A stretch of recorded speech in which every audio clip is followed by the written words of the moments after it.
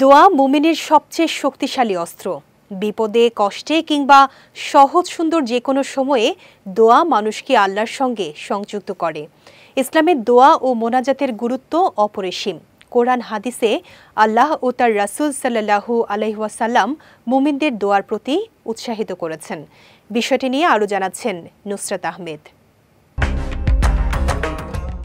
মানুষের জীবনে যে কোনো সুখ দুঃখ আশা নিরাশার মুহূর্তে দোয়া হলো সবচেয়ে নির্ভরযোগ্য অবলম্বন।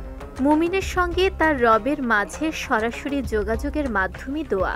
পবিত্র কোরআনে আল্লাহ বলেন, তোমরা আমাকে ডাকো, আমি তোমাদের ডাকে সাড়া দেব।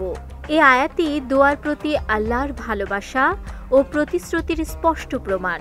রাসূল সাল্লাল্লাহু আলাইহি ওয়াসাল্লাম বলেন, তোমরা আল্লাহর কাছে তার দয়া ও রহমত চাও, কেননা চাইলে তিনি খুশি হন। দোয়া সবারই ইবাদত, কিন্তু সবাই সঠিক পদ্ধতিতে দোয়া করতে পারে না। সুন্নাহ নির্দেশিত পদ্ধতি জানলে দোয়া হয় অধিক গ্রহণযোগ্য। প্রথমত, মোনাজাতের শুরুতে আল্লাহর প্রশংসা ও নবী করিম সাল্লাল্লাহু আলাইহি ওয়াসাল্লামের উপর দুরূদ পাঠ করা জরুরি। দ্বিতীয়ত, হাত তুলে দোয়া করা সুন্নত। রাসূল সাল্লাল্লাহু আলাইহি ওয়াসাল্লাম তাড়াহুড়ো করে দোয়া পাঠ করতে মানা করেছেন। Which is the world-class cable brand? Walton Cables, নিরাপদ আগামী সংযোগ। তৃতীয়ত, দৃঢ় বিশ্বাস নিয়ে দোয়া করা। দৃঢ় ঈমান ও ভরসা নিয়ে আল্লাহর কাছে চাইতে হবে।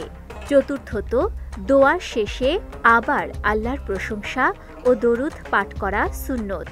পঞ্চমত, মোনাজাত শেষে 2 হাত দিয়ে মুখ মোছা, এটিও সুন্নাহর অংশ।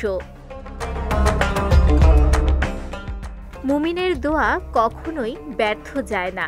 নবী করিম সাল্লাল্লাহু আলাইহি ওয়াসাল্লাম বলেন, আল্লাহ লজ্জাবোধ করেন যখন বান্দা হাত তুলে তাকে খালি ফিরিয়ে দিতে।